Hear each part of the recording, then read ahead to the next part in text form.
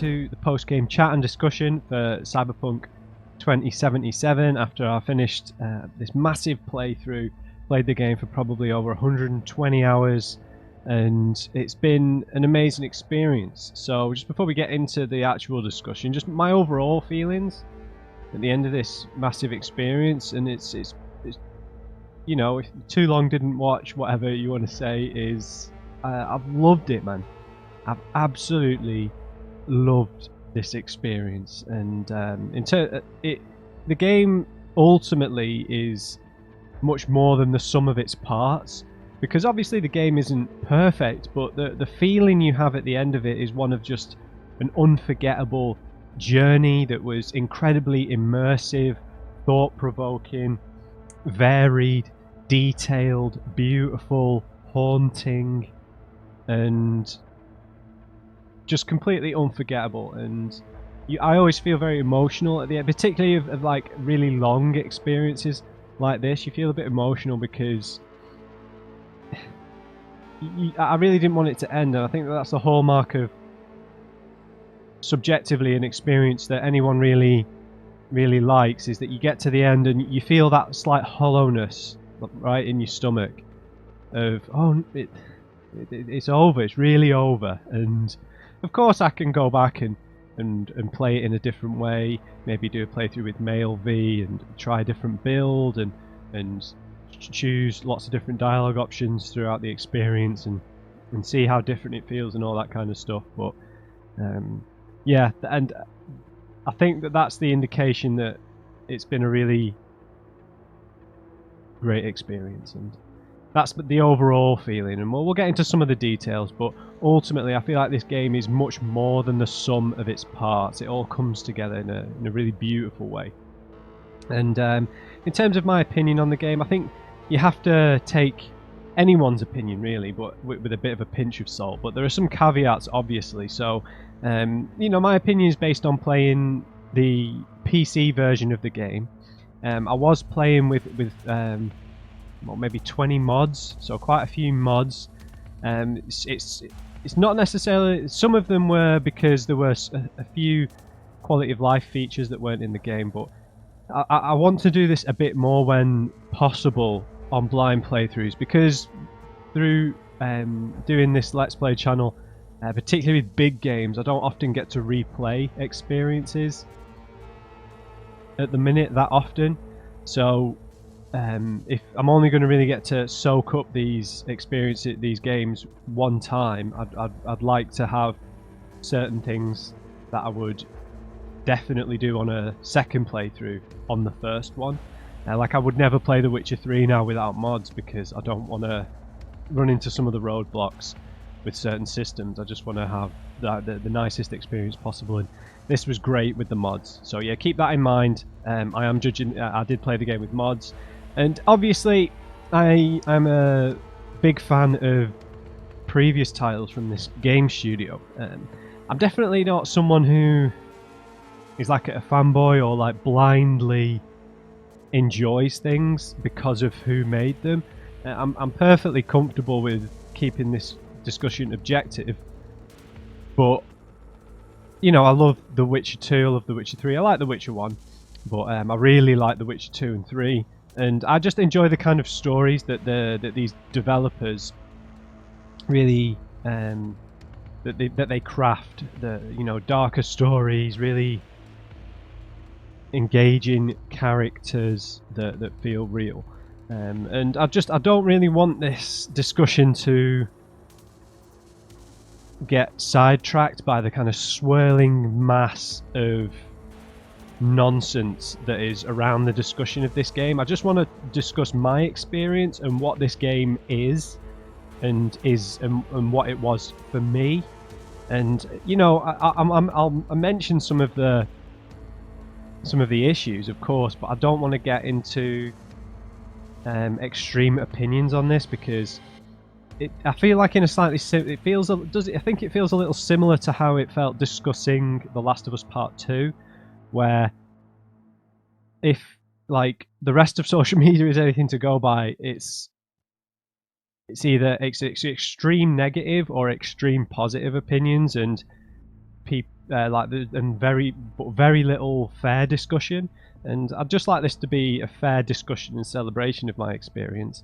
I don't really have time for absolute opinions on something as varied and as this experience. So yeah. Before we get into that, though, I think it's worth talking about all the endings, because I didn't really share my thoughts on the whole feeling of after experiencing all of them. The way I saw them, in terms of if you just parse them into three styles of ending, on like a macro level, I felt like it was all to do with V's approach to the system, right? The corporations being in control, Arasaka in particular.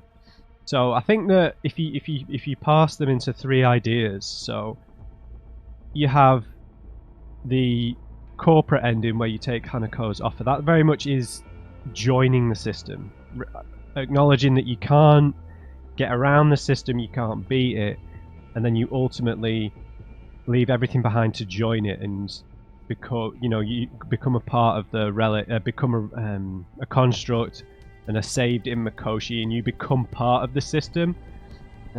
Whereas I feel like the Nomad ending is very much leaving the system behind. So a similar recognition where the system feels a bit insurmountable. So you're just going to leave Night City, you're going to leave that part of the world behind, and you're just going to drive into, like the lawless desert, essentially, with the people you care about, and leave the system behind. And then I think that the ending with Mr. Blue Eyes, where, Johnny takes control and everything, and you end up going to the Crystal Palace, that's very much fighting the system, I think.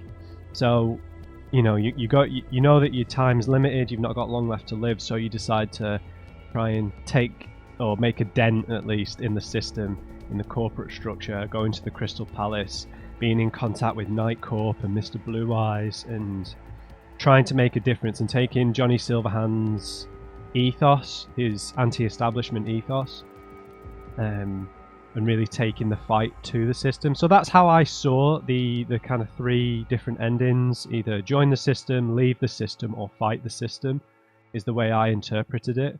And then there's obviously slight variations within that, whether you let Johnny take the body or not.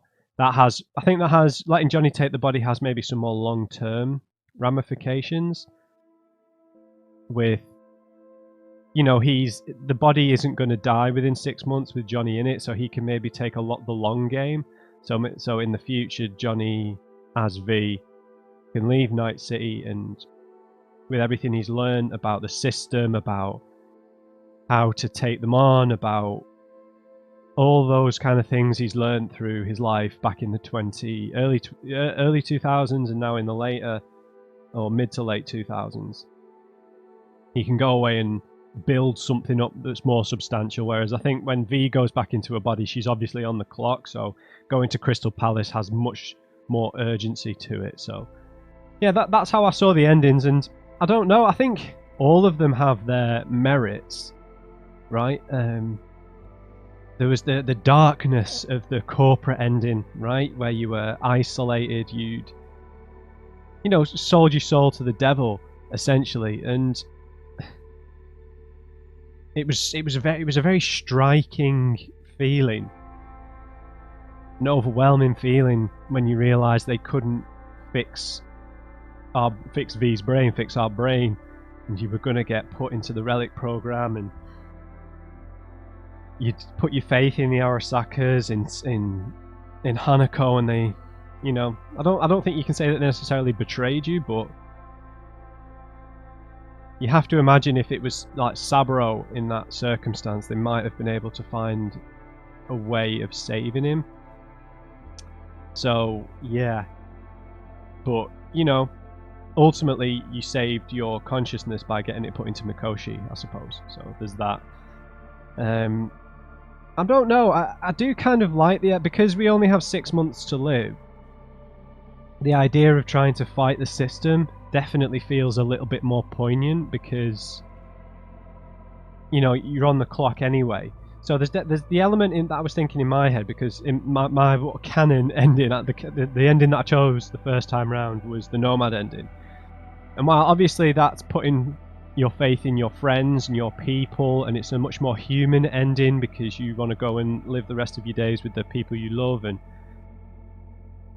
it tied into something I said at the start of the playthrough quite nicely and unexpectedly, which was about holding on to our humanity, because this is a very inhumane place in a lot of ways, Night City, and this whole universe in Cyberpunk. So but at the same time, you know, Judy's come with us, all our friends, but we are still dying, and they're going to have to deal with that. And you know, we've dragged Judy out there, and then we're going to eventually die on her. So is that then can you then perceive that maybe as a bit selfish or maybe self-indulgent? So I don't know. I'm just playing devil's advocate with that. I don't necessarily believe that, but it was something that I thought about.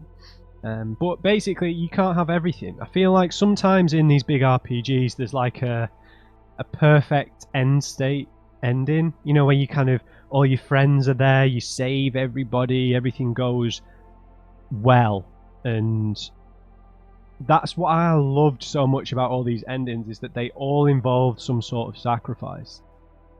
You know, you had to sacrifice your morals, you had to sacrifice Johnny and all your friendships to go with Arasaka. You know, Misty hated you because they were the ones who killed Jackie and everything. Or, you know, you go to the Crystal Palace and, you know, you've had to stay in Night City when Judy wanted to leave, and you're taking on Johnny's cause and taking a lot of risks. And then, you know, you've had to sacrifice your life in a lot of ways. Your life's not going to mean as much in the grand scale of things. You're not going to have left your mark on the city. You're not going to have saved yourself by going with the Nomad, so you've sacrificed that element as well. So that's what was really good about the endings, in my opinion. There was no perfect version. There was no ending that I think anyone could say was declaratively, you know, head and shoulders above the rest. Obviously, the Nomad ending has more sentiment to it because of the characters you're with, but they're still going to see you die. You know, Panam said we can find someone to help, but they're not going to be able to help you any more than those Arasaka scientists in space were going to. But yeah, the endings were great. They all had their own feel and their own emotions to them. And yeah, some of the other optional endings, the suicide endings, I have seen them, but I think that they feel a bit Easter eggy, you know, that I don't feel like I wouldn't see them as legitimate options, but maybe because no one else has to die for you. But that's true, also true of the corporate ending in a lot of ways. Well, except for Yorinobu. But yeah. But the corpo landscape is very different, isn't it, between each one? Like Arasaka is very much back in the ascendancy if you choose the corporate ending. So there is that element of, you do really have, little old V does have an impact on the scope of the corporate landscape, with and without Mikoshi, with and without Saburo, Yorinobu in charge, trying to start a war with Militech all over again. I think you have to feel quite sad for Yorinobu, because he's very much a tortured soul, kind of the classic. Can't live up to his, always living in his father's shadow kind of storyline. And ultimately, it's hard to interpret, but maybe he was just trying to bring the whole thing down by starting the war with Militech. He was just trying to bring down Arasaka, bring down Militech, really shake up the structure, and kind of be a bit of a revolutionary in some ways. So it's kind of good that maybe he's still in charge at the end, in the other two endings, in terms of like the macro scale view of the world at the end. Alright guys, so let's get into like the game overall. And I was going to talk about the characters and the story and the narrative first, but I was trying to think of like all the themes that were presented within this game, and I just wrote down all the different themes, because there are so many that this game puts front and center, right in your face, and it's kind of unbelievable, because all of these themes, they're not just things that are mentioned or brought up, they're things that you are confronted with on a very personal level and are made to contemplate, and they're just very thought-provoking. So you have like the central ideas of like survival, mortality, and also of like friendship, and because we're in a dystopia really, or a somewhat dystopic view of the future. So friendship and family and humanity become very different in this environment because there's less importance placed on them in the world in general. So those themes, you know, we're trying to survive ourselves. We're in this desperate scramble to try and survive. And then there's the issue of mortality, of what it means to be human. And you know, we've got Johnny Silverhand with us, who isn't really human anymore. He's a digital construct. We have the Arasakas and their long life being like these weird kind of vampires who never die. They have a digital version of their souls saved in Mikoshi. They can be born again, essentially. Then you have the whole thing with the AIs, like Altera, who'd been transformed and become a whole other entity entirely. So yeah, like mortality, and it become like a grey area almost. And that was always in stark contrast to us, who we were always on the clock and on borrowed time, and our mortality was always right at the forefront of our struggle.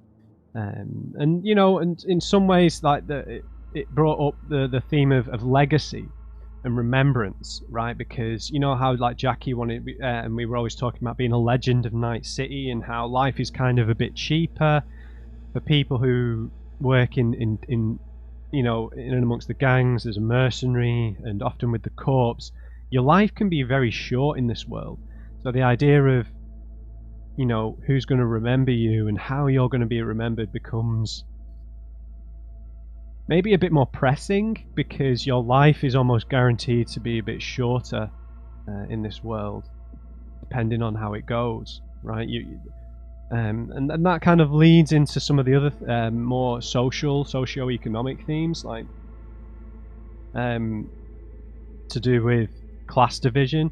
So one of the obvious themes of any cyberpunk game is upper and lower class, and the kind of non-existence of the middle class, and that ties into the whole legacy and remembrance and mortality thing, where you have like the Arasaka family, who are all these ageless beings, who, you know, Saburo nearly 200 years old, and his children who are all over 100, but they all look like young sprightly people. And then you have life in the gutter with all these people who've been cast aside by the corporations, who a lot of whom won't see, like Dexter said, you know, won't see their 30th, and just scrambling for survival. And you have that kind of that contrast between the social classes, between the corporates, and between the people living out in the Badlands, or people in Santo Domingo and stuff like that, which was fascinating. And then we had all these other themes, these psychological themes. I mean, a lot of PTSD, a lot of trauma to do with the various aspects of this world, right? We had to deal with issues of with the war veterans, like with Corporal Hare that we did in that gig in Kabuki, and we heard lots of interactions throughout the city from people on the street, homeless people who say they fought in the Corp Wars, and they used to fight for Militech, and they were cast aside. A lot of the cyber psychos who used to, maybe were war veterans and had been left with a lot of trauma.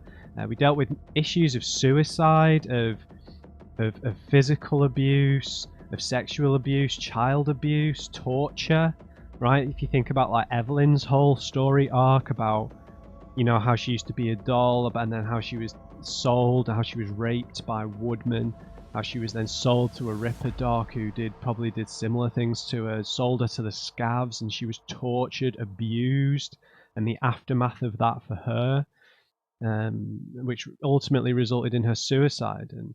And suicide as well for that war veteran we spoke about, for Corporal Hare.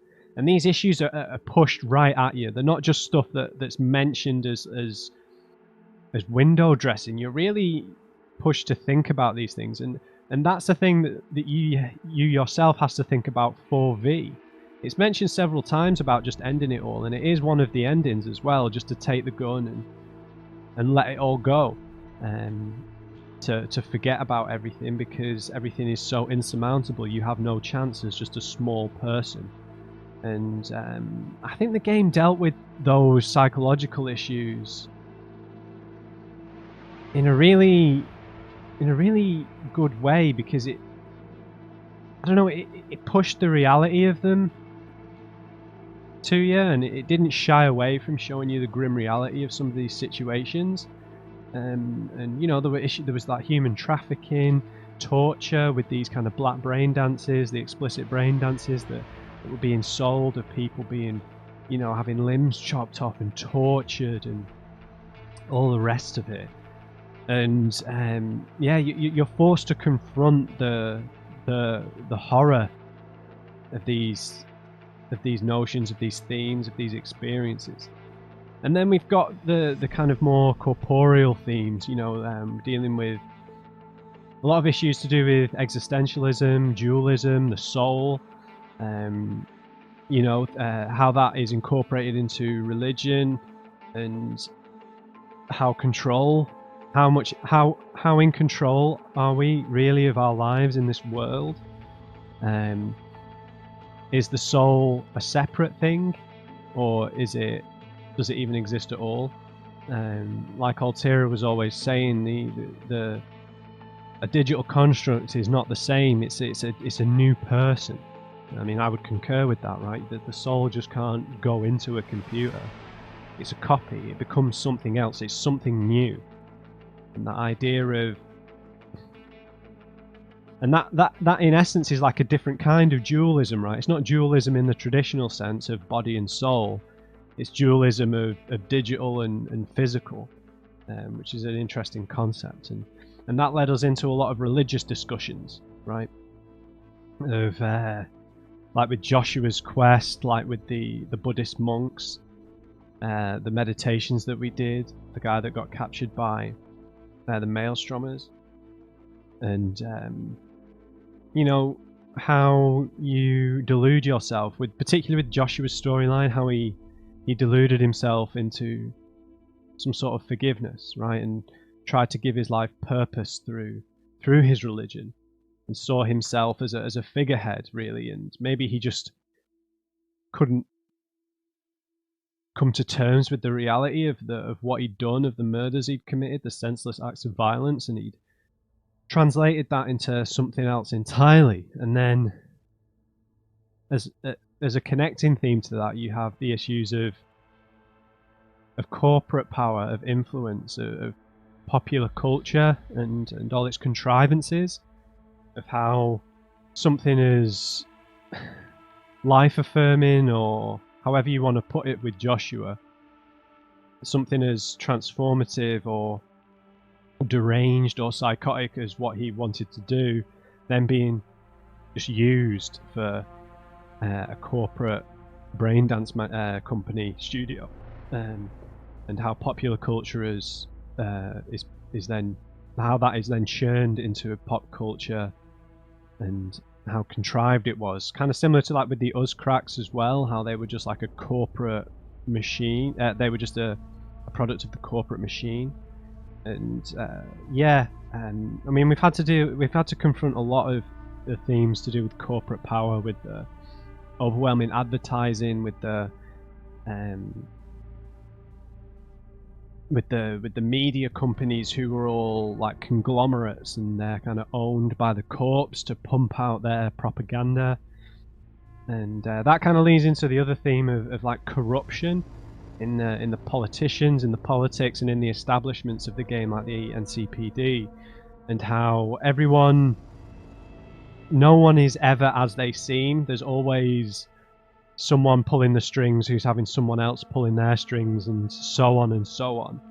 And we saw how the original mayor, Lucius Rhyne, was in talks with Arasaka, and then we saw how Jefferson Peralez was being brainwashed, and and how the NCPD were being controlled in the River quest, how his partner was kind of bought and paid for, and the layers behind this corruption was kind of overwhelming at a lot of points. And the Perales quest was. I know I'm getting into some light character things here, but these are just I'm still on the themes because. Yeah, like that Perales quest, that connects to like AI and evolution and mass control. And we read through some of the things we read about Night Corp, how they were trying to use advertising to like influence everybody, the masses.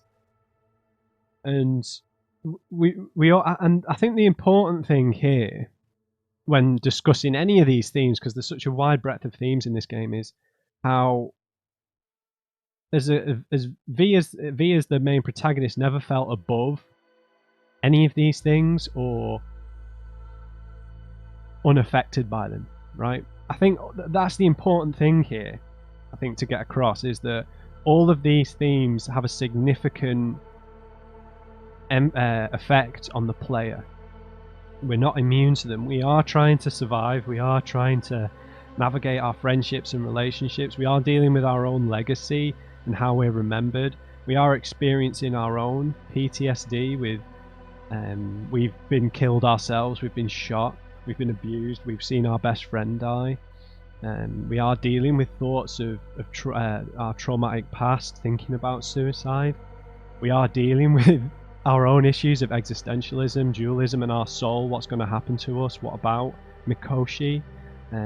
We are involved in the struggle with the corruption in the political systems, right? Like when we were sat with Jefferson and we had to decide whether we were going to tell him about the plot, we were surrounded by all those buildings. We had that the voice of the Night Corp AI in our ear just beforehand, and we felt so small and so helpless in the face of all that, right? Oh, we were surrounded by tall buildings. I think that was the really amazing part of that particular scene, was that we met in we didn't meet in an open, serene place. We met in a built-up corporate area where there were tall buildings, like everyone was watching over us and there was no escape.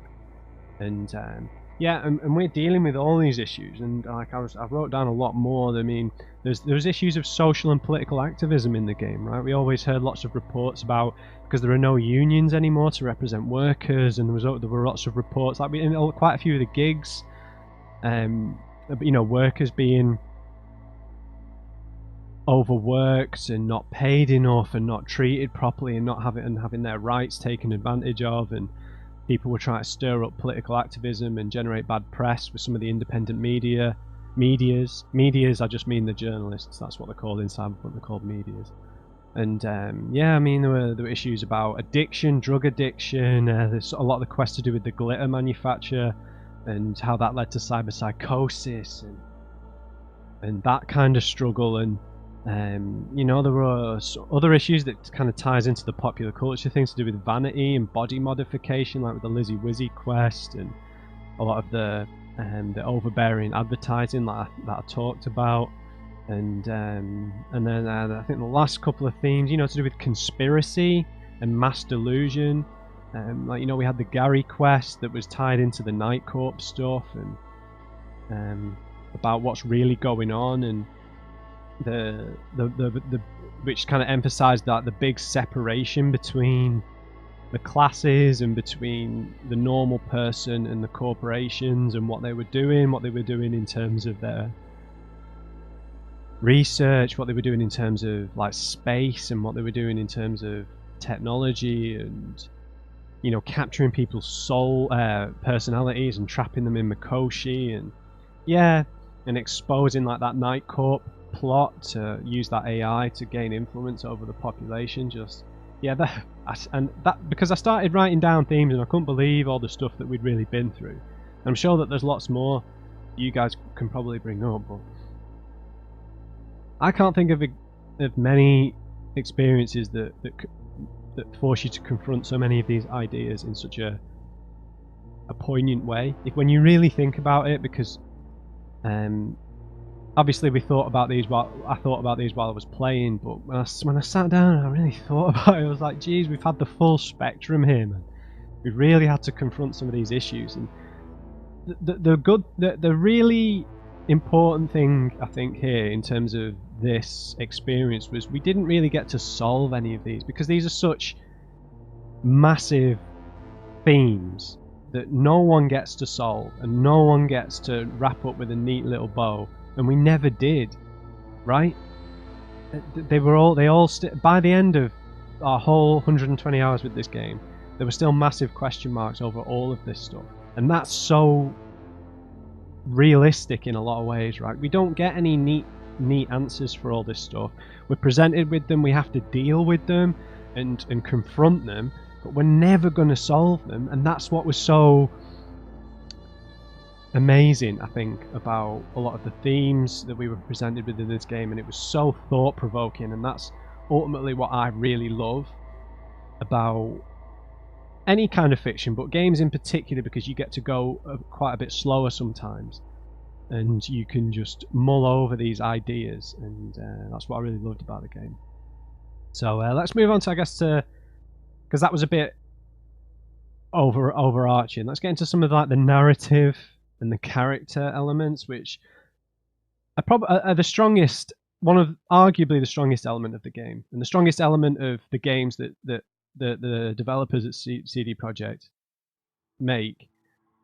The narrative and the character, that is what they excel at, right? So what was interesting here was we were playing as a hero or a protagonist, not necessarily a hero, but we had as V, we were a protagonist that didn't matter, right? And that was kind of reflected so often throughout the story, how everyone had their own agendas, or the characters we ran into, right? Whether it was the Voodoo Boys, whether it was Woodman, whether it was whoever. They had their own agendas, Dexter Deshawn and even Johnny Silverhand to a degree. We don't really matter. We're not like the center. We're not the star at the middle of this galaxy.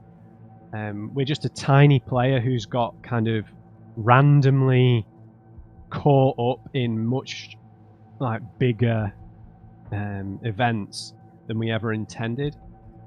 And I'm sure if you watch my channel a bit, I'm sure you've heard me talk about before, but I love a doomed protagonist. That doesn't necessarily mean they're going to die, but it's a protagonist who is kind of set up to fail a lot of the time. And a lot of my favourite fiction is based on that idea, and it makes the main character feel a little more real, a little more vulnerable. Films like Never Let Me Go, or Blade Runner 2049, or Synecdoche, New York, Eternal Sunshine of the Spotless Mind, The Road, or in some games as well. I always reference Final Fantasy X for this kind of thing. The Witcher 3 actually does this as well. If you read the books, I think you understand that Geralt is supposed to be quite a simple person who really struggles to influence the bigger picture, and he does in the end, but he fails so many times along the way, and he only kind of scrapes through with the help of his friends. And yeah, I really enjoyed that, because there was an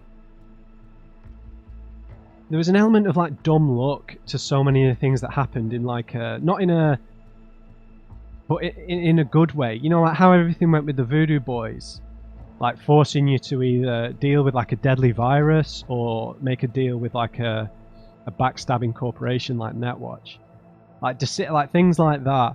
Like the Voodoo Boys don't care about us. They don't care about us trying to survive.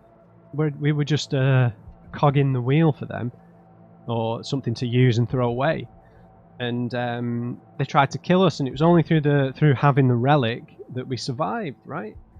And no one cares about us and our our purpose.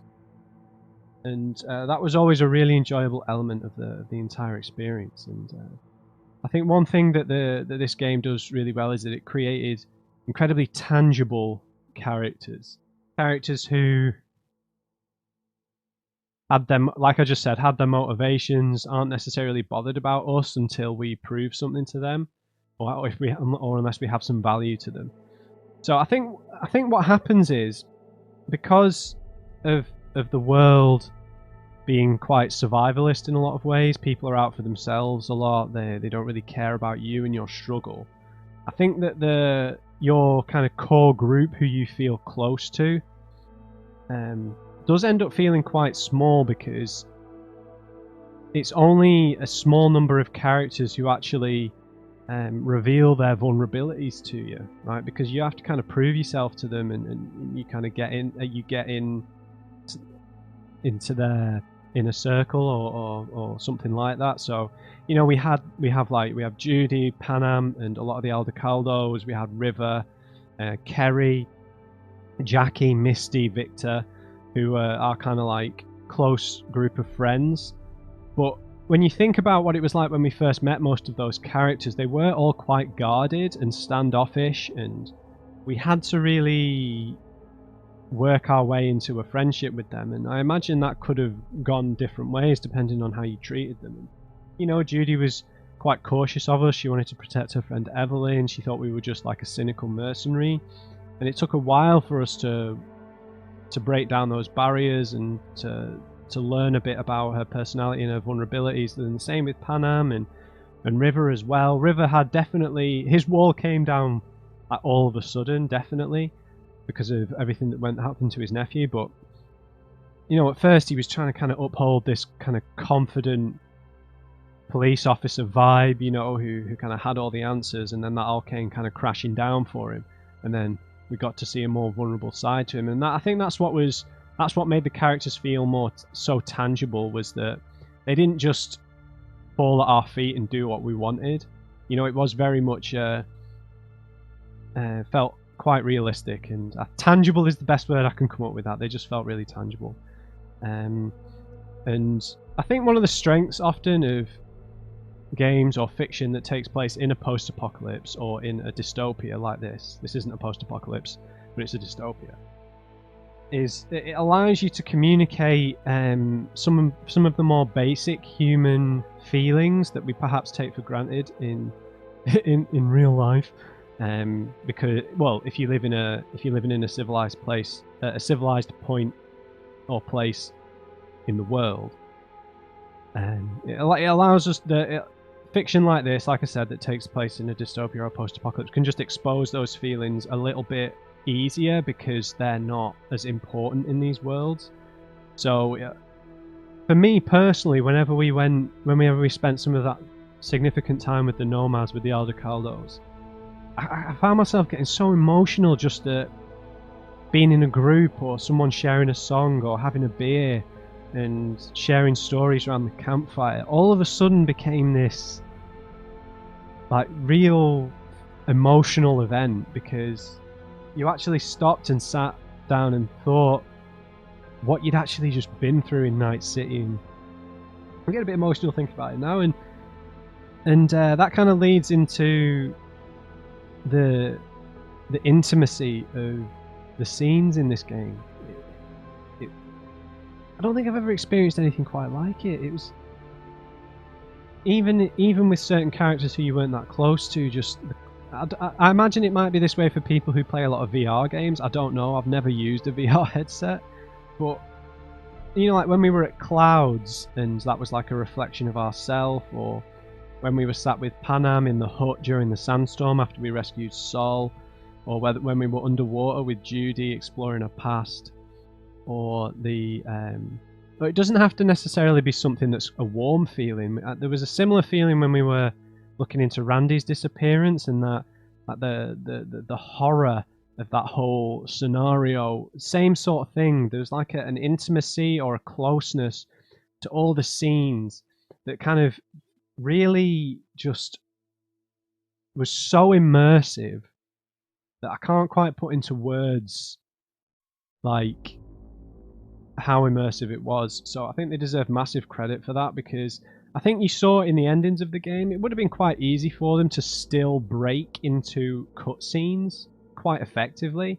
Maybe they should have done that at times at significant points in the story, but I think you have to give them credit for sticking to the first person perspective for every single point in the game besides the ending minute of each ending.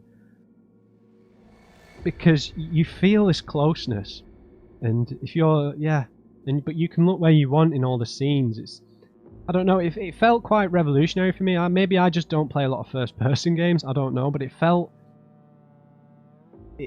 quite. It felt like quite a revolutionary style of storytelling for me personally, and I think that feeds into the quality of a lot of the graphical fidelity of the character models, of the lip syncing, the eye contact, the eye tracking. I don't really remember ever breaking immersion in those moments unless there was a major glitch. Like the eye tracking and the lip syncing and the emotions that were conveyed, particularly in a first-person game, they really come under the microscope, and they nailed it. They absolutely nailed it. Whether it was when we were sat next to Jackie when he was dying in the Delamain, or like I said with those other scenes, it felt really close, and it enhanced the tangibility of the writing as well. It wasn't just a physical thing. Everything kind of came together really well, and it was amazing. And I think like I already touched on with the themes, the plot itself, it has a relatively simple objective, right? Just survive. We need to get somewhere. You know, you're bouncing, trying to desperately find a way to solve your problem, but as a result of that kind of simple objective, or call it that micro layer objective, you get exposed to all these macro level story points to do with the Arasaka family, to do with the Yorinobu killing his father, to do with Kang Tao and Hellman, to do with the internal relationships of the Arasaka family, to do with the Net and Altera and the Netrunners and the possible AI revolution, to do with the whole scope of the Nomad family and their struggle for power as they've moved into the Badlands outside Night City, the Bright family.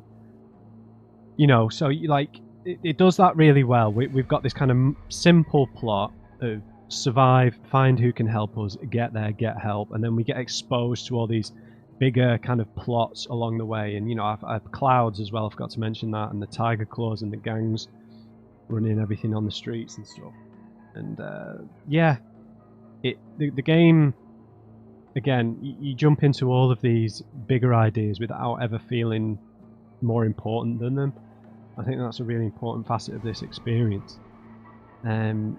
So I guess in terms of the criticism, I suppose you could have of this game, I have a bit of a weird perspective on this, because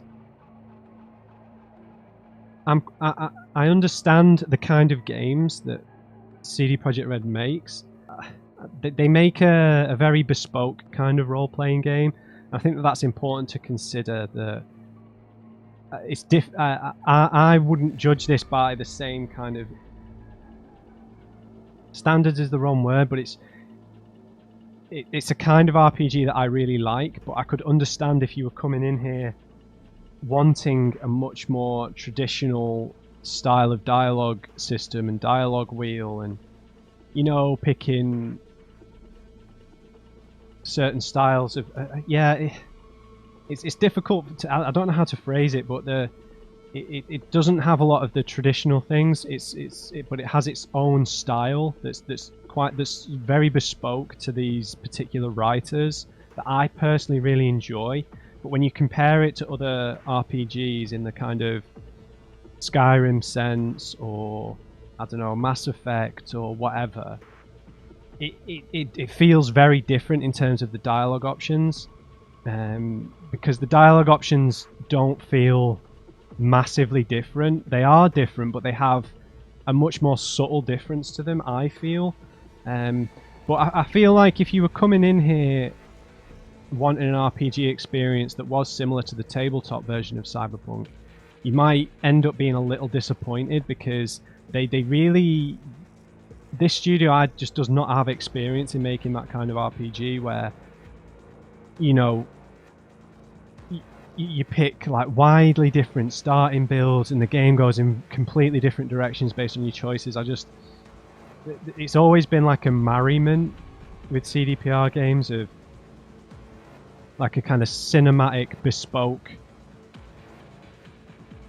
elements that you would traditionally get in a more linear game, but has these more subtle elements of choice that ripple throughout the world in ways you can't really predict. Whereas I feel like in other RPGs, you have a better idea of the consequences of your decisions while you're making them, and I think that that's the big difference. Is it's not smoke and mirrors, but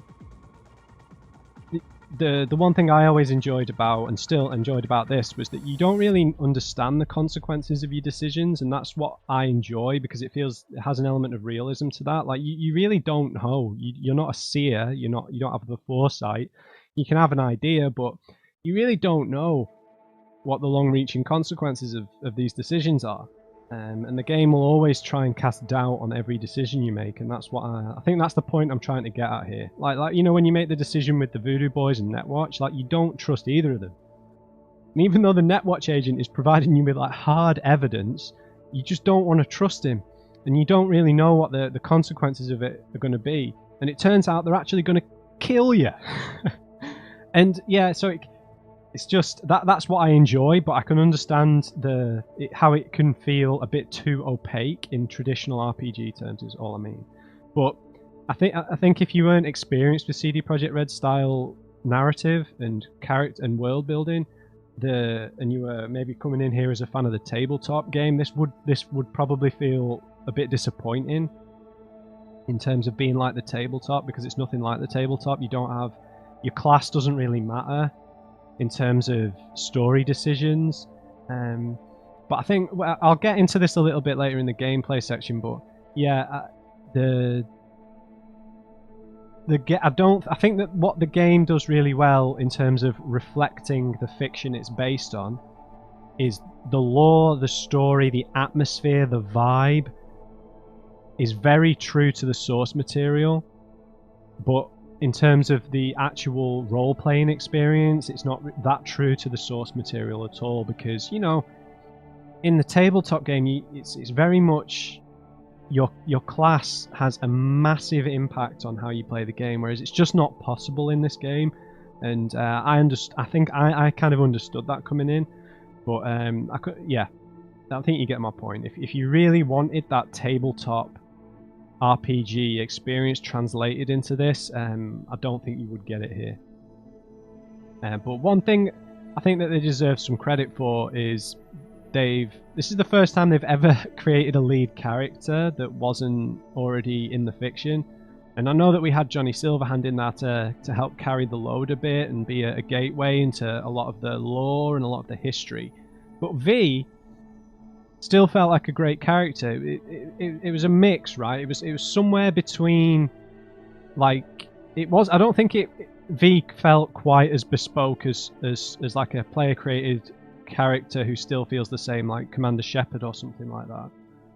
But it felt kind of halfway between, like V was their own character, but also was us as well, role playing as them. It felt like a nice mix. But you know, you have to I think what the big achievement I think for them here is, because I think if you were a bit of a cynic in terms of what they achieved with the Witcher series, you could say, well, the characters that are in those games, like 95% of them are in the books, so they've got like 8 massive novels to lean on for character building and relationships and all that stuff. So how much credit can you really give them for the character writing? I don't subscribe to that. I'm just saying, if you were a real cynic about it, you could say that. But here, they stood on their own 2 feet with their character writing, outside of Johnny Silverhand and the Arasakas, right? Like V and everyone we meet are all brand new, bespoke characters that don't have any roots in the source material, and they knocked it out of the park with that stuff. And then, of course, you have the characters who are in the fiction, like Johnny and his whole group, Rogue, the Arasaka family, and a few other small characters as well, like Lucius Rhine and the Bozo guy. No, Bozo's not in the fiction, but yeah. But admittedly, in terms of character, they had to do that because they just aren't. Because it's a tabletop role-playing game, it doesn't have the kind of substance that Sapkowski's books did for the Witcher series. It has plenty. It has world building and lore, and it has a decent amount of character stuff. But the whole point of a tabletop role-playing game is to allow you to create stories yourself. So I think that they succeeded with V in that sense. But obviously, the major role-playing elements, compared to what the experiences you get from the tabletop game is a little bit thin, probably. But yeah, a massive success in terms of narrative and character. Yeah, really unforgettable characters, and it's what they do best. And I think that they continued with that here. I think most people would agree with that if you invested in, experience in the whole game. But yeah, so I just wanted to make a mention of the sound design in this game, because the voice acting, the music, the atmosphere of the city, the oppressive nature of certain areas with the advertising, or like when you go into the Badlands, the kind of emptiness you feel, or the radio stations, the cars, the sounds of the cars, and I don't know. This is one of the, in terms of sound design, this is one of the best games ever made. It's surely. I mean, the voice acting across the board is just so good. There's no. I mean, you hear a few voice actors who had to do multiple parts. Fine. I don't think some people realise that this studio is still, for a game of this scope, is still reasonably small compared to, like Rockstar or Bethesda or whoever. So, it's the worst. You did notice, I heard Judy's voice actor and Panam's voice actor pop up a few times. But yeah, the voice acting across the board was fantastic, immersive. The variety of languages and kind of, they're not actual cultural representations because it's a fictional universe, but the different languages that you heard all around the city, lots of Japanese, Spanish, the Creole in Pacifica, and probably lots more that I don't have the ear to recognize, maybe in Little China and all the rest of it. It just creates this big chaotic soup in the city where you can kind of tell where you are by the sounds of things, by the different cars that are around, by the fashion senses of everybody there, by the graffiti, the different gangs. You could navigate your way around the city in that way if you were just going to explore. I did do that quite a bit myself when we were in certain areas.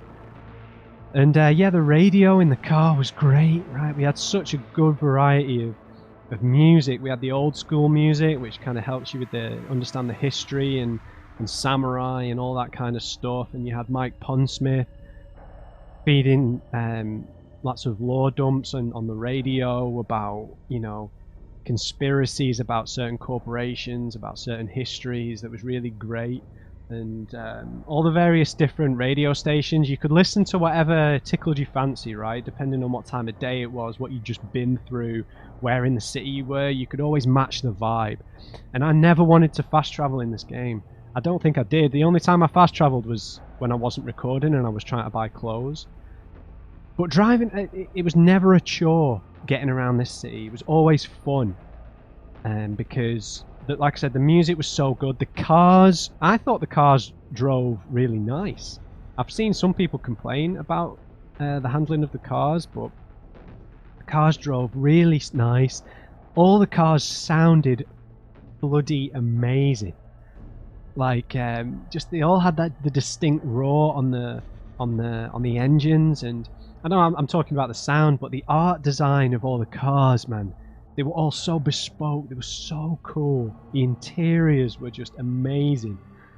And yeah, they all had their, like when you were in Corpo Plaza, you'd always hear the Caliburns. Like they had that distinct sound to them. And just different radio stations always captured a different vibe. And yeah, and the ambient music for certain scenes, like when we were with Panam in that old wooden derelict house after we saved Sol, her little theme that was always got me a bit emotional. Judy's theme as well, and The music that played when Saburo died with the violin. Some really iconic music and voice performances in this game. Like, I'm thinking about Jackie's voice as well. Jackie had a really iconic performance, considering he's only really around for the first, depending on how long you play in at 1/4, so let's say the first 10 hours. Really iconic. And yeah, they nailed the sound design. Some of the best sound design I think you'll ever see in a video game, like by a long way. You never felt, you were always surrounded by sound, particularly in the city. When you were in the Badlands, the silence felt really poignant at times, but they just nailed it. And the sound of the guns as well. I mean, I'm not like a gun aficionado. I don't play a lot of first-person shooters, so I can't necessarily speak to how good the thud of a lot of the guns were, but there was such a variety in the guns and stuff. But I guess we'll get into that in the gameplay section. But I wanted to move on to just Night City as a whole. I've already mentioned some of this stuff, but the overwhelming size and scale of the city, I never, even though I spent so much time with this game, I never felt like I knew it. Like I was, oh, we're here again. Like, I had a general gist of certain areas, particularly like around our apartment, and getting to some of those nightclubs there, and some bits of the Badlands and stuff that we spent a little more time with than certain other places. But the city always felt massive, and that's how it's supposed to feel. It's like one of the biggest cities in the world, the most populated, and it always felt huge. It felt absolutely massive. And every district, every sub-district had its own vibe that reflected the lore and the story, and it felt, yeah, no, you know, it reflected the economy of that area. It reflected the kind of the certain like ethnicities that were like grouped in certain areas, and the economies of certain areas. You know, and there was rubbish, there was trash everywhere, right? And you know, like when you were in Corpo Plaza, there was much more of like a clean lines, tall, overbearing buildings. Everyone would be dressed really smart, and yeah, everywhere just reflected the right vibe. Like when you were in the NID, and it felt really derelict and empty. There weren't as many people around. There were maelstrommers everywhere. Or when you were in like the Kabuki Market or in Japantown, and you'd see the tiger claws everywhere, the graffiti. You'd always hear certain styles of music. People would be speaking Japanese or Cantonese, and you know, and if you're in Little China, or then if you're in the Glen and there were lots of Tinos around, and you heard a lot of Spanish, and again the graffiti would reflect it, the style of cars in the Glen. You know, you'd always see a lot of the six-wheelers and stuff, but you know, if you were in Santo Domingo, you'd see a lot more, you know, some of the more rough and ready cars. And yeah, everywhere just had a really cool vibe, and you could tell where you were just by looking around. You could tell, oh, it looks like I'm in Japantown here if I've not looked at the map for a bit, or I'm definitely in Santo Domingo. Or if you were in Arroyo, you knew that quarantine was going around, and you know, you'd see the flashing signs around big places. And yeah, just they nailed the vibe in terms of like something that's based on like significant source material, which is kind of what this studio are known for now. They make their games based on other work. Like, they nailed it. So, you know, I've read the book. I'm not someone who's played Cyberpunk, the tabletop game, but I've read the books to get familiar with the lore and the story and everything. They nailed it, man. This represents Night City like to a T. And sure, that they can't represent everything. There are a lot of gangs that aren't in the game. Like lots of the poser gangs, some of the smaller gangs like the Bozos, and a lot of the others. But yeah, just in terms of as a place to be, as an artistic place to be, to walk around, you knew where you were. There were lots of, the art style was so detailed and bespoke, and they made a clever use of of certain assets that they had to reuse throughout the city. It never felt copy and paste, right? There were landmarks everywhere for all the different locations, whether it was certain nightclubs, certain tall buildings, just certain places that you could just about spot because the cityscape is so overwhelming. And obviously, because I was playing with the weather probability mod, that was quite transformative to me. I wish that they would have implemented the base game tends to be quite sunny, whereas I feel like all the various weather types did have quite a transformative effect on the vibe a lot of the time. Give it a bit more Blade Runner vibe at certain times. But even in just the sunny all the time, or sunny most of the time I should say, that you probably get in the vanilla game, everywhere would still look really bespoke. And yeah, I really enjoyed that. Now, I guess one of the biggest criticisms a lot of people have of this game, and I think that this again feeds into CD Projekt Red make a kind of weird game that I'm not sure appeals to everybody, is an open world that has an immersive atmosphere versus what I think some people wanted from this, which was an immersive sim. So, in my opinion, CD Projekt Red have always made really beautiful, immersive atmospheres in their worlds, but they don't necessarily make a great sandbox. So if you come in and you want like a fun sandbox to run around in, then this really isn't the game for you, I don't think, because they don't have enough random activities. So I think one of the big problems that they had that I was worried about when the marketing for this game before it came out was they're going to attract an audience who really would have no interest in the kind of games that they make. And I don't mean that in an elitist way.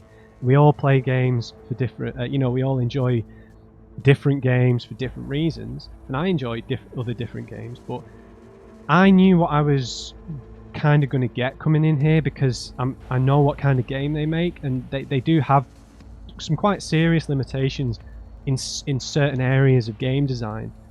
And the sandbox, that's why open worlds from CDPR are a bit weird, because The Witcher 3 was the same. It didn't necessarily have all of these side activities. It had lots of side quests that were always narrative focused. But if you were coming in here wanting like a GTA or wanting like an immersive sim style game like Prey, or maybe, I don't know, I've not played Deus Ex, but I know some people mention that. And it's just not what you're going to get. It's always focused on more narrative stuff. So if you were wanting to have lots of side activities, like you wanted to go and play tennis, or you wanted to, go and do bike races, or you wanted to do any little thing like that, like things that you would do in like Grand Theft Auto, which is kind of like the only other like major open world city game besides maybe, I know some of you mentioned Sleeping Dogs, I haven't played that. Or maybe if you were to compare it to the Yakuza franchise, which is a city RPG, I guess. It's very different, obviously. But, you would find lots of, I don't want to say nonsense, but just fun things to do around the city. And that's not really the kind of thing that gets put in a CD Projekt Red game at the minute. And I feel like they did need to have something in. And I think the thing that they messed up on here was they had a template. Because I feel like with this game they took the template that they had with The Witcher 3 and just tried to move all of the concepts of game design into an open world city with certain changes for a first person game. And the one thing that they just should have brought across was to have a major mini game to occupy the player in a fun way, like Gwent. Because The Witcher 3 didn't have a plethora of side activities either. It just had side quests. It had narrative to fill up the world, and this game does as well. But I think that there's more pressure in a city game like this to have lots more side activities that are kind of that fun, just run around sandbox style things, and they just don't have that here. I feel like they needed to have a flagship a mini game like Gwent, like Duodecim from Final Fantasy VIII or whatever, that was fun, that you could put some time into, that was that felt really separate. And they had arcade machines in the game. They could have come up with a mini game that wasn't, I know that we had the fist fights and the races, but that stuff is already in the game. You can already punch people and drive a car outside of those quests. They just needed a little mini game just to like Gwent. They could have just lifted Gwent and put like Cyberpunk characters on it. I don't know, but they needed something. Because I could understand if you wanted to just jump into this as a sandbox, and because of all the themes and how dark everything is and how overwhelming some of the story can be in terms of, it's really can be quite upsetting. You maybe needed to have a few more activities in the city. So if you were coming in here wanting more of an immersive sim or just a fun sandbox, this just really isn't the game for you. So I could understand people being disappointed with that element of the game, and that's fair enough. But I knew coming in that they make a very weird kind of open world, because it's just an open world full of narrative, which I love. I love that, but people expect certain other things from an open world that I think that because it's a city, right? People move around it much quicker, and it's difficult to make people move around slow, right? It's much more difficult when you have a traditional open world game like a Skyrim, a Witcher 3, a Zelda. That's fields. It's a lot of fields. It has some cities, towns, whatever, but it's a lot of fields, mountains, caves. I think that much more is known about how to design that style of open world, whereas this kind of big open city where you can just get in a car, drive 200 mile an hour across the map, and you miss so much stuff.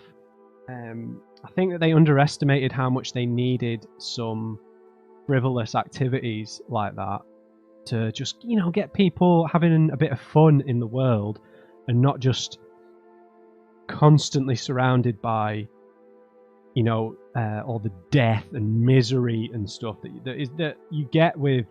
Obviously, you get with a cyberpunk dystopic game, which I'll happily play 120 hours of because I'm a miserable bastard. But yeah, I definitely get that, and that's fair enough in my opinion. But in terms of like the quest design and what I was saying about moving through the city so fast. I mean, I've seen some people criticize the amount of map markers and how you just drive into map markers and stuff, and I can understand that criticism, but I don't understand. I can't really see in an open world city game where, like I said, you can drive across the city, and people would then, if you were then to put quests in that you just find just by walking past, and you have to walk past them. If you drive past it, you're going to miss. I mean, you have to have these checkpoint map markers for so many of these quests, but it didn't really affect the game for me, because all the quests had significant story in all of them. Every single gig, every single NCPD scanner mission has varying levels of narrative structure in them, and a lot of them have various connecting parts. Like a lot of the scanner missions connect various different gang members, various different, like Jotaro in Kabuki, how he was connected to a lot of the human trafficking and stuff in that area, popped up in several gigs, in several NCPD scanner missions. And I counted probably 2 fetch quests in 120 hours in an open world RPG. 2 fetch quests, and I think actually, well, I'll take that, maybe a couple more with the NCPD things where you end up going to their stash, but that's not really a fetch quest. There was the one with Nyx, where he asked us to go get the spell book, then we had to drive all the way back and give it to him. Frustrating. But and there was one other, I can't think what it is at this particular moment, but yeah, every quest was kind of nicely self-contained. They all had a story, and I know that you could see some of the basic structure of the gigs, whether it was like a thievery or an assassination, whatever. You can see the formula in them, but there's still a story behind all of them. Like when we went to take out that guy from the Valentinos, and it turned out that they were working for Arasaka, and Arasaka was sending them Militech uniforms to attack Arasaka employees so that they could blame it on Militech. I mean, that's an amazing story, and that was in a gig, right? So I feel like people who want to say that the game, it's just full of, like, people want to say Ubisoft style map markers. But fine, it is full of map markers, but there's a story in each one. And like, you know, like when we were in Pacifica, just a random NCPD scanner mission, we find those 3 Arasaka assassins who've killed that girl who's the daughter of their boss because she was in love with this guy who he didn't like, and he told her to break up with him, and she didn't do it. So he killed his own daughter, and that story was in a little scanner mission, and the game is chock full of that. So my main complaint, actually, thinking of like constructive ways of criticizing this stuff, to do with the gigs in particular, I wanted a bit more variety in how the gigs were set up. So like the content of the gig in terms of the stories they told were always were generally always good, but the setup for each gig, we could have maybe used a bit more variety in terms of having a squad or temporary squad. I know some people will probably compare it to like the heists in GTA 5, but this game had, like, you know, 60 plus gigs compared to like a small number of heists from my memory in GTA 5. But they could have maybe had some flagship gigs for each fixer where you needed a crew, similar to how the gig with Dexter went. That was my main complaint, was just the setup variety. I guess more the gameplay element and not the story element. So I don't know, maybe I'm taking that back. But so I could understand that there's an element of repetitive gameplay to those things, but so it just meant some of them needed a slightly varied setup in terms of, you know, maybe you needed a net runner, maybe you needed a solo to help you out, maybe you needed a techie to help you get in somewhere. You know, just like it was, because we had Jackie, Dexter made the connections, and we had T-Bug with us. You know, maybe you needed to go somewhere else to get something to help you do the gig, that kind of thing. Gigs that maybe had a few more branching paths to them. But in terms of the story, I feel like the gigs and the scanners and everything all had lots of cool stuff in them. But I think it was more the gameplay setup that I could understand a bit of frustration with. But in terms of like the gameplay overall, I think you have to think about how much of a pivot this game is for this studio, considering they've only made literally one type of game for 10 years. To pivot into a first-person perspective game in a futuristic setting, I think that they did a decent job with the gameplay. But, you know, I don't play a lot of shooters, competitive games, so in terms of how the gunplay feels, I'm not really the person to ask for that. It felt decent to me. The net running definitely got way overpowered, and I was guilty of exploiting that. So maybe if I played the game again, I'd do like a body reflexes cool build and just try and use more skill and go in guns blazing or pure stealth without hacking and stuff. But you know, the guns had a massive variety in them. I'm trying to think. I mean, there must be at least like 40, 50 different styles of gun in this game. You know, you had the power weapons, the smart weapons, the tech weapons. I mean, I would have liked maybe a few more tech style weapons, but I guess because they're high-tech style weapons, they're going to be less common. But yeah, such a good variety. I struggled to get to grips with the sniper rifles, but I didn't really invest any perk points in body and reflexes, so that kind of explains that. But you know, they all had their own cool style to them, and I guess that just feeds in. The game had such a solid art style, and that was just cool. That's you know, that was just cool. It was Nova, right? That everything just had such a cool style, and the guns were no exception to that. And you know, I feel like, you know, we do need to mention like the performance of the game, and the game was quite buggy for me, even though we're what 18 months post release here. Still had a fair number of bugs. Nothing too bad for me personally, and a reload fixed almost every single one of them. I ran into one, but you know, I'm playing with mods, so it's difficult for me to interpret which problems were caused by the mods, which were just caused by the game itself. I mean, there was one bug with picking up bodies and trying to dispose of them. That happened maybe twice though. That wasn't a persistent bug. And there were occasional animation stuff, but I don't think it was too bad. I think you do have to taper your expectations slightly for open world games when it comes to bugs, because there are so many overlapping systems in a game like this. But I guess that's a personal thing. If you just want to say like there shouldn't be any bugs, it should run perfectly smooth, then fair enough. Then you're not going to play a lot of open world games in that case, because they all have buggy elements to them. If there are a lot of NPCs, cars driving around, weather changes, day-night cycles, dialogue choices, lots of different guns and combat scenarios and platforming and verticality, and there's so many overlapping systems, and this is their first crack at this style of game, which I think is mad that they made this in reasonably short period of time for what it is, because the biggest problem that this game has is that people's experience of it is so divergent depending on what platform you've played on, right? Which is the sad thing really, in terms of if I'm thinking about the developers, because the PS4 and Xbox One versions of this game are just I've not really seen any of it, but you can just know that they're nowhere near what the game looked like for me. I'm playing on a pretty new PC system with a 30 series graphics card and 11th gen Intel CPU and everything, and even then my game just about touches 60 FPS using DLSS, using a 3080 GPU with all the ray tracing and stuff. So I guess that's the big shame, is that probably millions of people have seen a really bad version of this game, and that's kind of the fault of the executives for not holding back console versions of the game until they were in a better state.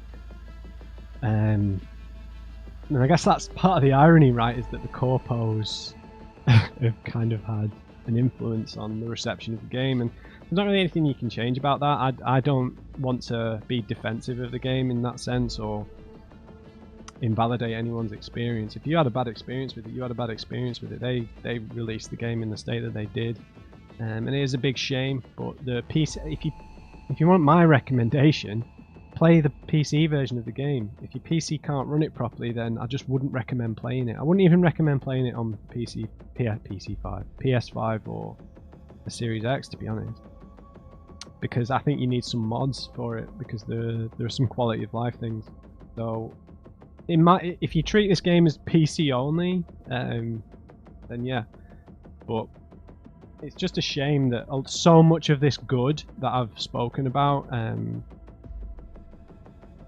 gets hidden on different versions of the game, and they're going to have to live with that, unfortunately. But I just want to appraise what I've played, but you do need to mention that the bugs, the console versions and stuff. It's just a shame. It's just a big shame, because the problem I have is that the flack that this game has got gets pushed onto the developers, who really didn't have anything to do with the early release date. They're the artists who've created this experience, and they've put so much effort into it, and they've created such a wonderful world and characters, and been so ambitious, and it's just been kind of squandered by the executives at CD Projekt Red, who pushed the game out probably 2 years early. It's probably still too early for it.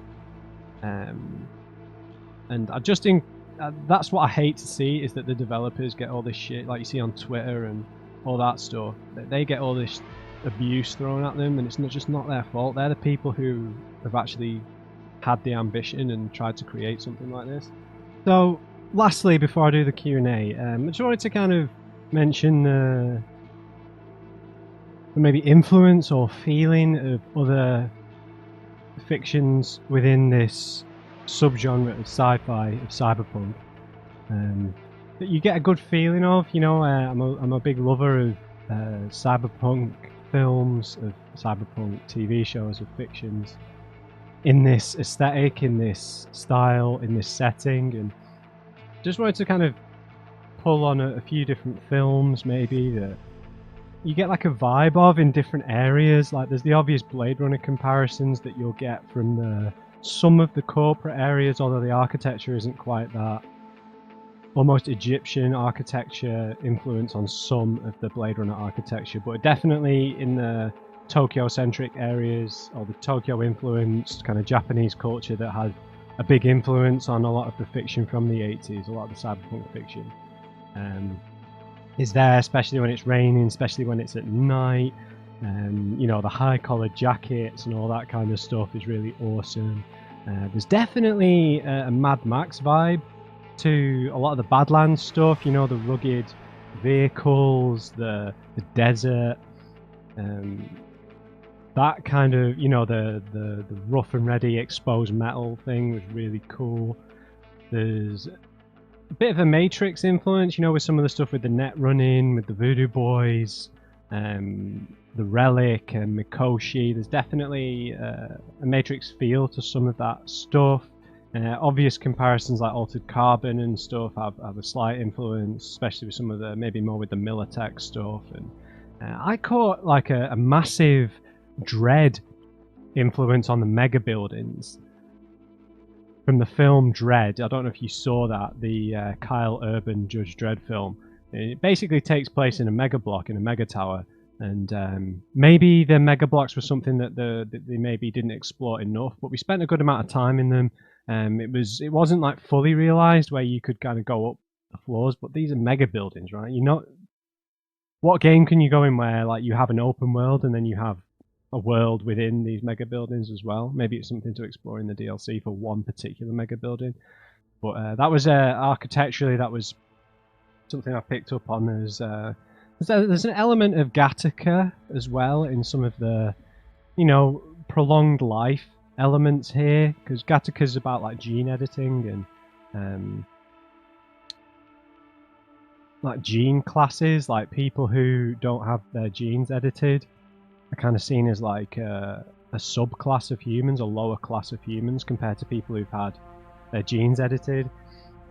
And with Arasaka and the prolonged life of a lot of these characters, there's definitely an element of Gattaca, but I suppose in a slightly more industrial way. And how, you know, through body modification you can prolong your life. I guess some of the elements of actual bioengineering were a bit more on the periphery. With Biotechnica, we heard a lot of stuff on the radio about what they were doing. But that's definitely an element that was in there that I caught a bit of an influence of.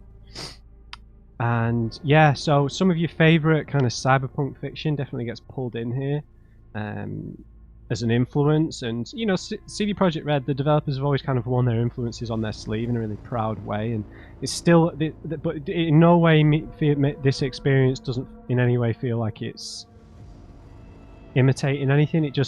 It's definitely its own thing. It has its own atmosphere and its own lore. But, you know, I think it's would be silly not to take influence from all these other various fictions that do this genre so well in their own way. But yeah, that's my overall thoughts on the game, guys. The Q&A didn't have that many questions. There was only like 2 or 3 questions, so I'll go through them. But overall, I mean, it was the game that I personally expected, because I'm experienced with. I've spent thousands of hours with the Witcher series, literally thousands. So I kind of had the feeling that they were gonna just do what they did well in those series and kind of transpose it into this setting with some obvious differences. I suppose the issue in terms of replicating the roleplay experience from the tabletop game comes partly from the fact that this is single player combat, in the sense that the from what I understand about the tabletop game is it's very much a group dynamic to approaching scenarios, and this being a first-person game with a lot of shooting in, I just don't think you can replicate that because a lot of those scenarios are resolved without combat, I suppose. You know, if you were to play as a rocker boy or a med tech or trauma team, you would be solving these scenarios in really abstract ways. Whereas obviously you can't play as a rocker boy or you can't play as a med tech and all this kind of stuff. So I think to truly create the tabletop experience, you would need to have a group combat system. You know, I mean, Mass Effect has a group combat system, so it would need to be something like that, and then you'd have to have a squad that came around with you or people you hired. So then that brings its own complications in, and that's a completely different gameplay experience. So when it was going to be first person, I know a lot of people wanted it to be a third person game, and but I think that in terms of the combat, it needs to be a squad-based combat third person to recreate the experience of the tabletop game. Just from a gameplay point of view, I think it would be very difficult to do with a first-person perspective. But no, I just don't think you can do it. So when they committed to first-person perspective, I think that immediately you have to change your expectations for the role play compared to the tabletop experience. But overall, man, a fantastic narrative experience with an incredibly immersive world that's saturated with dark stories, with thought-provoking themes and topics, unforgettable characters and quests, and a game that I enjoyed from start to finish. The only thing, in terms of what I wanted from the experience, I would have just liked the gigs to have maybe had a bit more setup, maybe for there to be a few more hallmark gigs from these fixes. You could have still put in some of the ones that we got, but then some of them could have just had a bit more setup, hiring other people to help you get into some of these places for some of the more marquee ones, some of the more dangerous ones, hiring a netrunner, a techie, another solo, someone to help. Just would have made it feel a little bit different, right? Because the way that you actually go to the gigs is just kind of you show up, but the story is in there. It was just, I think, some of the presentation for the gigs, they could just for a few of them, they could have put something a bit different in there. But otherwise, I wasn't looking for an immersive sim or a sandbox. I was looking for an immersive atmosphere and an immersive story and narrative, and I think that this game delivers on all fronts in that sense. The city is an achievement in itself. It's so bespoke, it's so unique, it's so overwhelming, and if you want an immersive narrative experience that challenges you with certain themes and is very thought-provoking, then this is an unforgettable experience that is a must-play if you can play it on PC. I think that is the major caveat playing this game, and it is a huge barrier to entry for a lot of people, obviously, because PC gaming can be quite expensive to begin with. I haven't played the next-gen versions of the game. You guys will have to tell me if you've played the next-gen PS5 or Xbox Series version of the game. You have to let me know, but I would want to play this game with some mods. That's just me personally, though. So we'll have a look at the Q&A, and there were only a few. There weren't as many as there were for Mass Effect. Fair enough. So which characters were your favourite, the most memorable and well written, and what was your favourite part of the world, meaning a specific location in Night City or outside of it? So favourite characters is a tricky one because everyone was so memorable in their own ways, right? You've got to mention Jackie just because he was this interesting mirror to us and what could have happened to us and how we were so close to being him, right? And we died as well, but whichever one of us had the chip would have survived. And then you've got your obvious ones like Judy and Panam, River, Kerry, Johnny, can't forget, maybe Rogue, Sol, Mitch, so many unforgettable characters. Obviously, I ended up romancing Judy, and her story, I felt like there were some interesting parallels with us. You know, that I felt like as we were going further and further through our story, that we were going to leave Night City, or we should leave Night City, and she kind of mirrored that. We'd both lost a friend in tragic circumstances. We both, like V and Judy, felt kind of alone, and coming together kind of felt really natural in that sense. But some of you have really kind of championed the Panam romance for male V, and I could see that. She's very boisterous though. I can't imagine how exhausting in a mental way that would be with Panam. But I could see that as well. Panam was a really awesome character, loyal, kind of conflicted, wanting to leave the Nomads and go to NC, but also still really attached to her family. I wonder if you would have told us some different things if she does end up leaving the Elder Caldos, or something weird happens with that. But yeah, really unforgettable. I don't want to pick just a single favourite, but like I said earlier on, because this city is such a dystopic and dangerous place, you have a small circle, despite knowing so many surrounding characters like the Perales, like Joshua, like any number of the corporate people you meet, the Arasakas, Takimura. You don't necessarily feel as close to them. I think my opinion on Takimura changed a lot after seeing the Corpo ending, because I'd kind of mistakenly warmed to him more than I should have. I should have maybe listened to Johnny a bit more about Takimura, because he is what he is, man. He's a lapdog for Arasaka, and nothing is going to change that. So all the things we learned about him and about his past and stuff, ultimately we were a means to an end for him. His loyalty to us didn't really extend further than his loyalty to the Arasaka family. I do think that the Arasakas were really well realised as these... as this typical kind of constantly warring, rich arsehole family who think of themselves as gods, really, as the undying, and I didn't trust any of them for a second. I never trusted Hanako. I agreed with Johnny whenever he warned us about her. I never wanted to trust her, so I don't think there was any circumstance in which I would have trusted Hanako as my main choice at the end. I don't know. It's interesting because you can kind of take the offer and try and,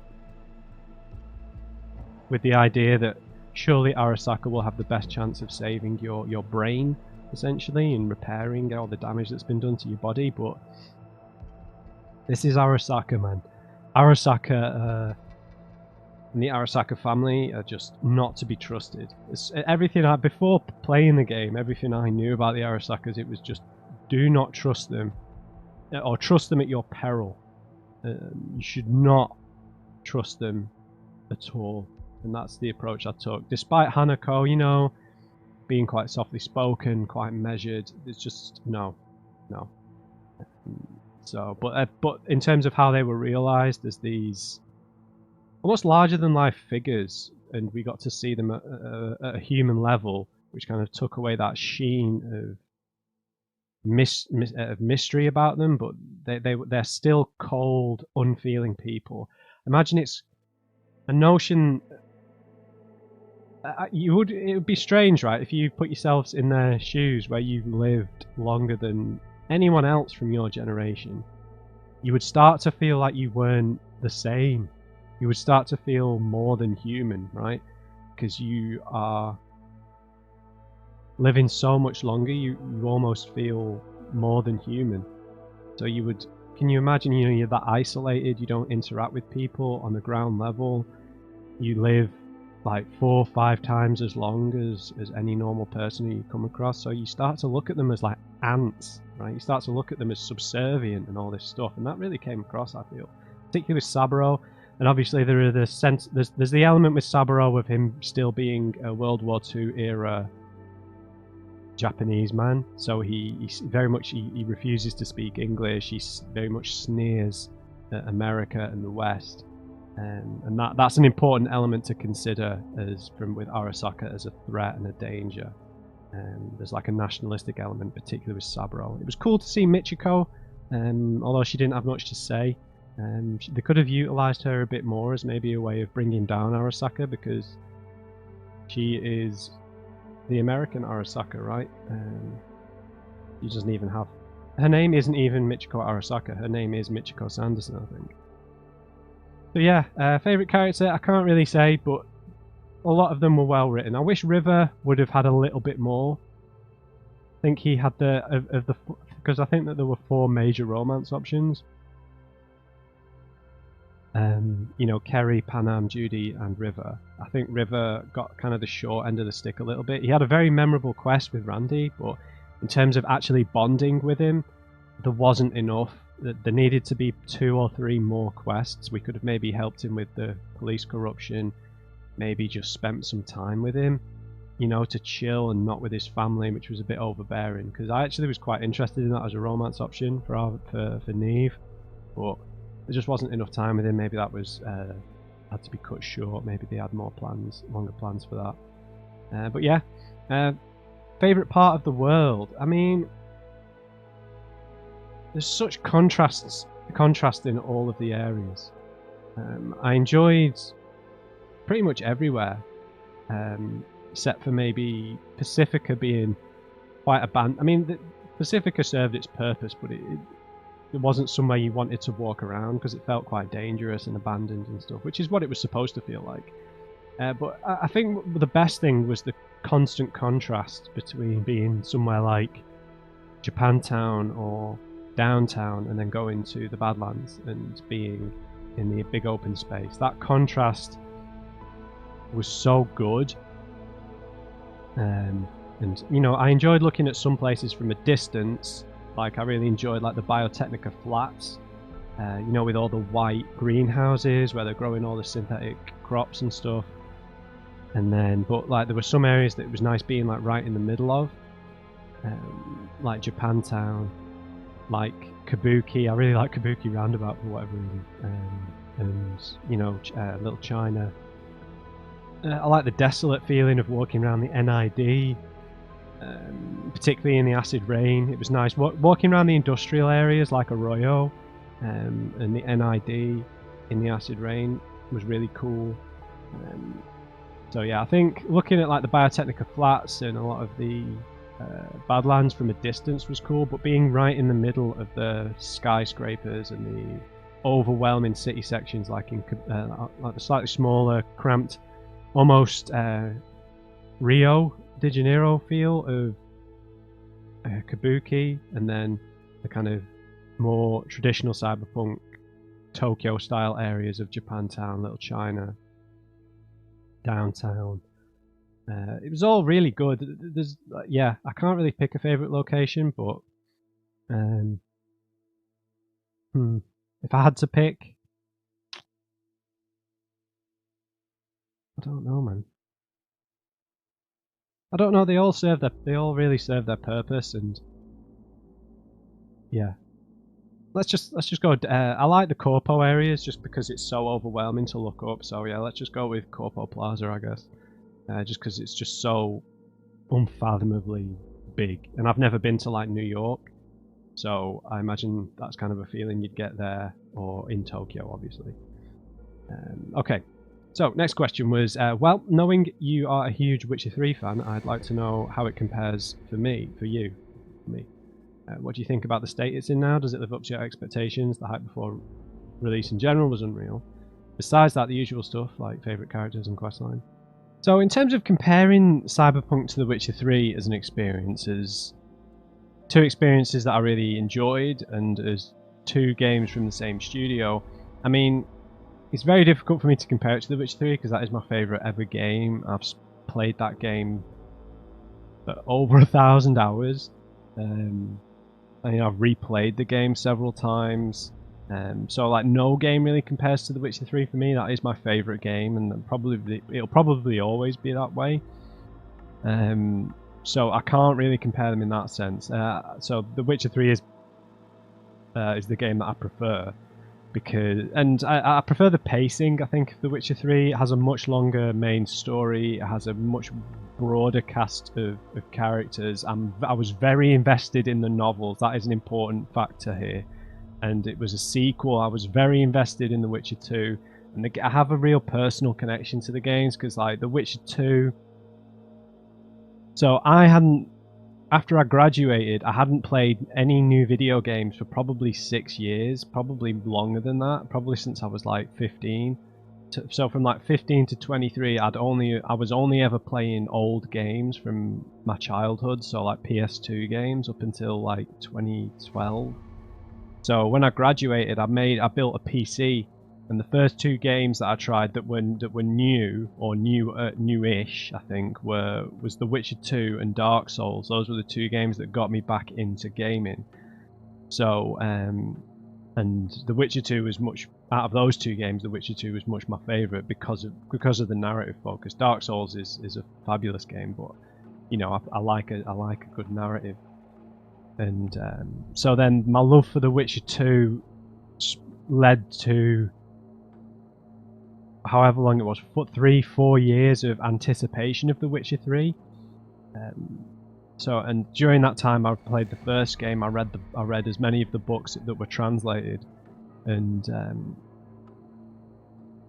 the build up to it was very different for me. Obviously, I have a familiarity with the source material for Cyberpunk, but it's not the same because novels and a tabletop source book are very different experiences to read. I mean, I really recommend you read the 8 Witcher books. I know that sounds like an ordeal, but it's a fantastic experience. I mean, the final book, I mean, I cried my eyes out at the final book. I mean, yeah, fantastic work by Sapkowski. I mean, the only thing I really don't like is the fact that Sapkowski doesn't like the games. The author of the Witcher books doesn't like the games, which kind of annoys me a bit because they were so true to the source material, unlike the Netflix show, which is not. I don't want to get into that. I don't want to be negative, but yeah, I can't really compare them. But I would have preferred. I think if I'm being honest, I think I would have preferred if Cyberpunk's main quest was a bit longer, just like The Witcher's was. I know that I've played the game for a long period of time. And there's lots of side quests, but The Witcher 3 just had a sprawling nature to it, right, of the adventure. Particularly if you play the game without fast travel, it definitely does feel like that long, slow burn of a journey, where, because it has that more traditional open world style of the big open fields on horseback, where you can go a bit slower, and going slower feels more natural. I think going slower in Cyberpunk, it's just. It feels like sometimes you're constantly fighting the pacing of what's going on around you, right? It's the city, you know, it's the city that never sleeps. Everything moves at a breakneck speed. So, I'm a big fan of the cyberpunk genre and everything, but I'm also a big fan of fantasy, like The Witcher, like Lord of the Rings. And one of the big things that I loved about the Witcher series was that it had that Tolkien influence, but it was like evil Tolkien, which is what I really love about The Witcher. It was down and dirty, but it had all of the awesome elements of like a Tolkien book as well. So I wouldn't try and compare Cyberpunk to The Witcher 3 because I think The Witcher 3 is the better game ultimately, but they're almost incomparable. Incomparable, is that a word? But Cyberpunk lived up to my expectations, but maybe some people were wanting it to be on the same level as The Witcher, but I don't think any game really is gonna do that. And like I said, I have a personal connection to it. Like the Witcher 2 got me back into games, and The Witcher 3, I didn't. I was gonna say. My dog died just before The Witcher 3 released, and like that was like a really emotional few weeks. And The Witcher 3 was like the game that I escaped into. And honestly, the year it came out, I don't think I played any other game. I don't think that was the irony. I think I played The Witcher 2 and Dark Souls, and then I played The Witcher 3 and Dark Souls 3 in the same year as well. But The Witcher 3 was a way for me to escape and try and forget about my dog. Not forget about him, but escape from thinking about it. So that has like an emotional connection to me as well. But yeah, I think it's a bit difficult to compare them, to be honest. In terms of living up to my expectations, it definitely lived up to my expectations. I think I've explained throughout this video that I expected a CD Projekt Red game. I didn't expect an immersive sim. I didn't expect like a GTA style sandbox. I didn't expect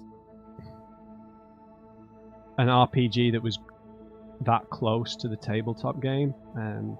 I just expected a really strong narrative with lots of shades of grey, lots of dark stories and unforgettable characters in a beautiful place. And I think it's worth saying that CD Projekt Red have games that all their games have had very similar problems, even though they're my favourite games, right? I think it's worth saying that.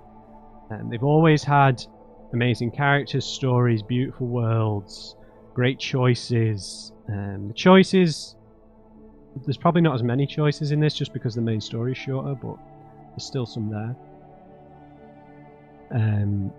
Yeah, beautiful world, dark stories, tangible characters, but their games have always had good, okay gameplay, but a lot of people don't like the gameplay in The Witcher 3 and The Witcher 2, and particularly The Witcher 1. It has a lack. The AI, the enemies definitely don't have the best tactics and strategy. So the game, as you progress through such a long game, the combat starts to feel a little bit too easy because you get way too powerful, and the enemies don't have tactics. I think that's probably emphasized in this a bit more because of the first-person shooter element. Enemies just shoot at you, throw grenades, or bum rush you if it's a melee guy. And that's pretty much it. They don't use tactics, group tactics. The enemy netrunners were really underpowered. So and they've had problems with the game. These games have never been able to stand on the gameplay alone. Without the narrative, it's very important to say that without the narrative, like, these don't stack up to other games. In certain ways, like the crafting systems are always very convoluted. The menu navigation and the UI very convoluted. It's been like that since The Witcher 1, and they just really haven't gotten to grips with that. So much junk and so much random loot that you don't have no interest in. It's been like that in all their games. Over leveling, I know that's a problem in a lot of RPGs, but I think one thing they try and do is they try and offer a path through the main story without doing as much side questing, so you get lots of experience from the main quests, so you can end up feeling quite overpowered by certain points in the game. It was definitely that way in The Witcher 3. I would only now play The Witcher 3 with a modded experience curve. It might be yeah, so that's what I'd say in terms of my expectations.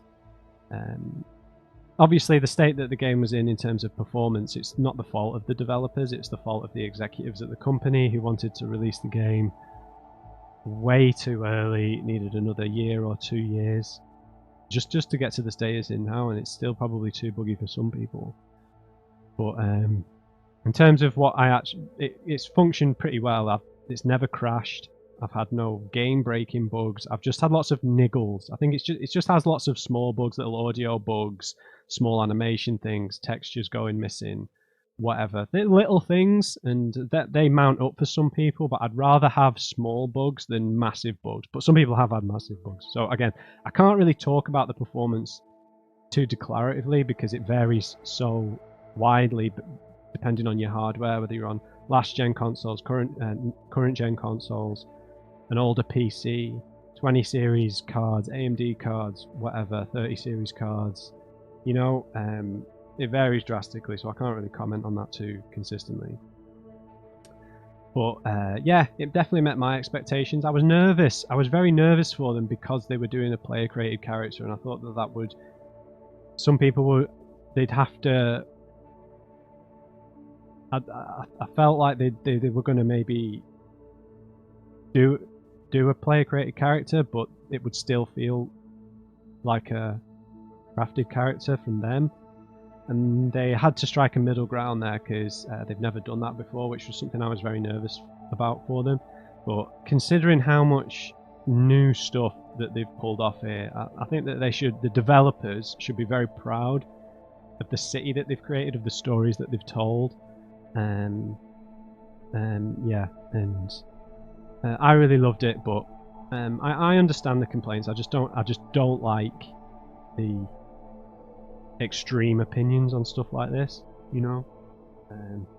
Just winds me up. It's just really immature, and that the games media and games journalists really lean into it because they need the clicks and stuff, and it just creates like a real sour disposition.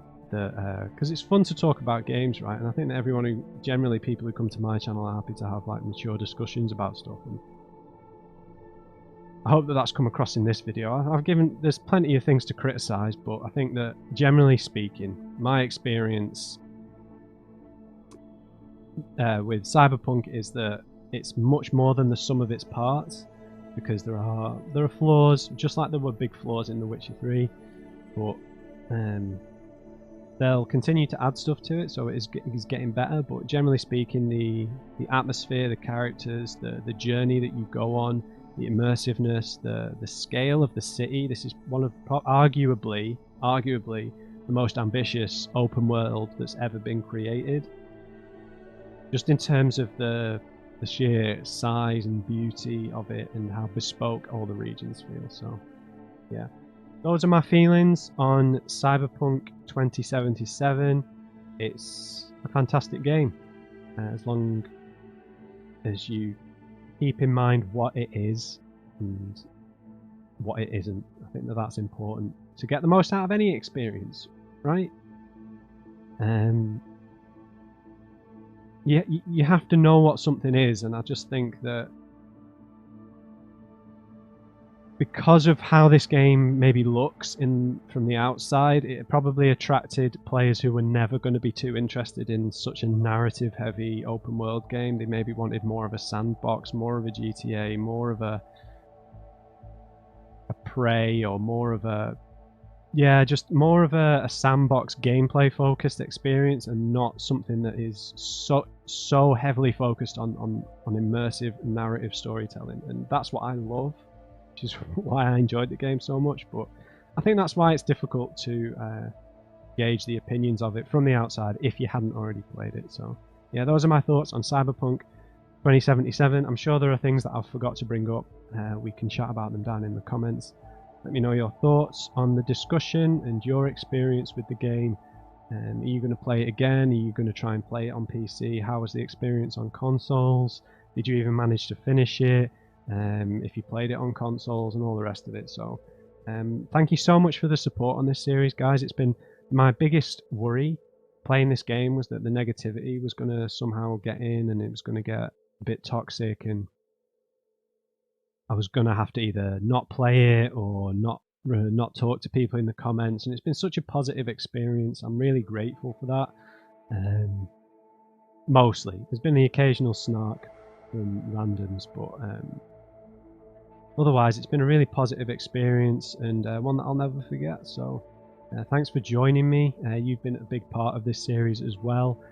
Thanks for all the discussions and everything on all the insane number of thought-provoking things we've had to deal with.